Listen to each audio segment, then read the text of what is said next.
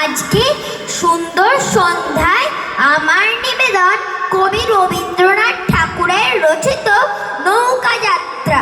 মধুমাঝির ওই যে নৌকাখানা বাঁধা আছে রাজগঞ্জের ঘাটে, কারো কোনো কাজে লাগছে না তো, বোঝাই করা আছে কেবল পাটে। আমায় যদি দেয় তার নৌকাটি, আমি তবে 100 টাকার আটি পাল তুলে দি। 4টে 5টা 6টা মিথ্যে ঘুরে বেড়াই না কোহাটি। আমি কেবল যাই একটিবার 7 সমুদ্র 13 নদীর পার।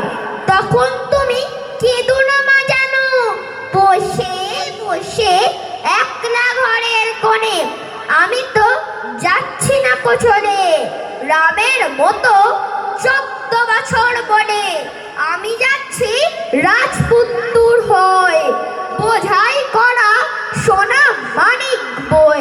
আশুকে আর শ্যামকে নেব সাথে, আমরা যাব মা 3 জনে।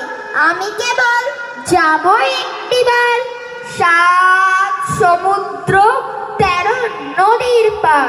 ভোরের বেলা দেব নৌকা ছাড়ি, দেখতে দেখতে কোথায় যাব ভেসে। দুপুর বেলা তুমি পুকুর ঘাটে, আমরা তখন নতুন রাজার দেশে।